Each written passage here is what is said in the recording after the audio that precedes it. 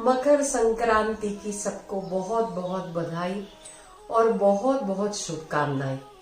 सब बुजुर्गों को प्रणाम। आज से कहते हैं सूर्य दक्षिणायन से उत्तरायण होते हैं। शास्त्रों के अनुसार दक्षिणायन का समय यानी देवताओं की रात्रि और उत्तरायण का समय यानी देवताओं का दिन।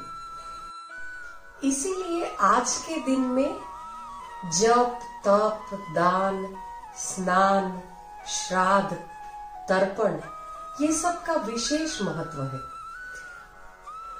मकर संक्रांति की भौगोलिक समझ लेते हैं।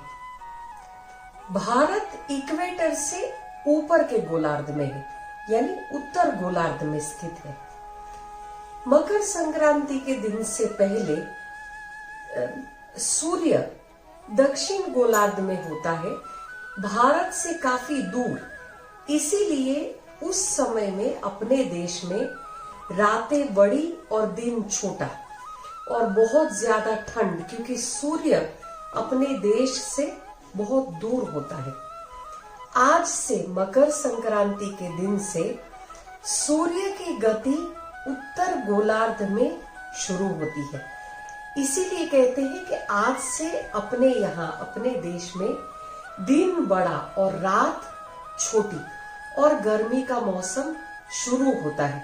सूर्य जो प्रत्यक्ष देवता कहा जाता है, कहते हैं ना, साक्षात देव अगर है इस सृष्टि में तो सूर्य देवता है। और इस सृष्टि में सूर्य के बिना अस्तित्व भी संभव नहीं है। तो सूर्य जैसे जैसे जैसे उत्तर गोलार्ध की ओर आता है, उसको उत्सव मनाने का आज का दिन कहा गया है। धार्मिक मान्यताओं के अनुसार कहते हैं आज सूर्य देव अपने पुत्र शनि देव को मिलने के लिए जाते हैं। शनि देव मकर राशि के स्वामी है, तो सूर्य का मकर में प्रवेश होता है, इसीलिए उसको मकर संक्रांति भी कहा जाता है। महाभारत के अनुसार भीष्म पितामह को इच्छित मृत्यु का वरदान था, तो कहते हैं आज ही के दिन की प्रतीक्षा करके उन्होंने महीनों बाण शैया पे बिताए थे। इसीलिए आज के दिन को मोक्ष कारक दिन भी कहा जाता है। भीष्म पितामह ने अपना देह त्याग आज ही के दिन किया था। गंगा जी भगीरथ राजा के पीछे पीछे कपिल मुनि के आश्रम में होते होते आज ही समुद्र में मिल गई थी। कहते हैं भगीरथ राजा के सारे पितरों को इसके कारण मोक्ष प्राप्त हुआ था। इसीलिए आज के दिन को पाप नाशक दिन के रूप में भी माना जाता है। भारत कृषि प्रधान देश है। हमारे यहाँ हर एक प्रकार की फसल होती है।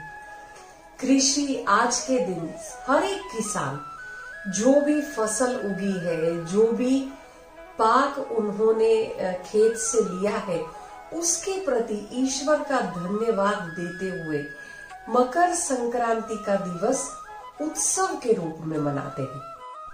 पूरे भारत देश में हर एक राज्य में यह त्योहार, मकर संक्रांति का त्योहार बहुत उत्साह कृतज्ञता के साथ मनाया जाता है। ईश्वर ने जो फसल हमको दी है, जो कुछ भी दिया है, उसके प्रति धन्यवाद देने का ये मौका है।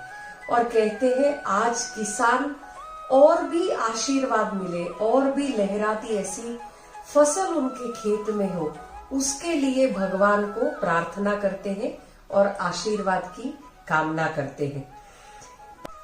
हरियाणा, पंजाब में लोहड़ी मनाकर, उत्तर प्रदेश में गंगा स्नान के साथ इलाहाबाद में माघ मेला का आयोजन होता है। बहुत बड़े पैमाने पर उत्तर प्रदेश के सारे लोग ये माघ मेला में जुटते हैं। साथ साथ में खिचड़ी खाने का रिवाज है।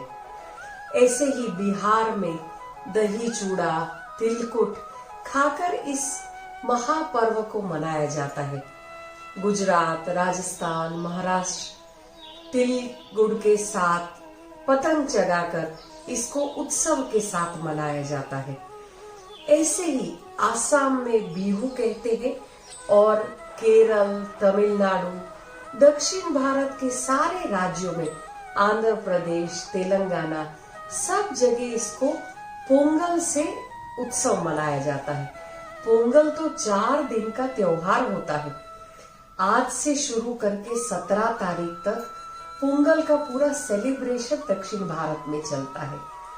घर के बाहर रंगोली करके, नए कपड़े पहन के, उत्सव मनाकर पूरे भारत में मकर संक्रांति का त्योहार मनाया जाता है। मीठे गुड़ में डल गया तिल, उड़ी पतंग और खिल गया दिल। कहते हैं ना, तिल और गुड़। तिल बहुत शक्ति प्रदान करता है। ये गर्मी का मौसम आने वाला है और इतना ठंड झेला है, तो तिल और गुड़ का कॉम्बिनेशन बहुत ही शक्तिवर्धक और बहुत स्फूर्तिदायक है। तो ऐसे ही मकर संक्रांति का त्योहार बहुत ही आनंद, उत्सव और उल्लास के साथ पूरे भारतवर्ष में मनाया जाता है। दान देकर, अपने परिवारजनों को छोटा सा भेंट देकर ये उत्सव और भी ज्यादा सुंदर हो जाता है। हैप्पी मकर संक्रांति।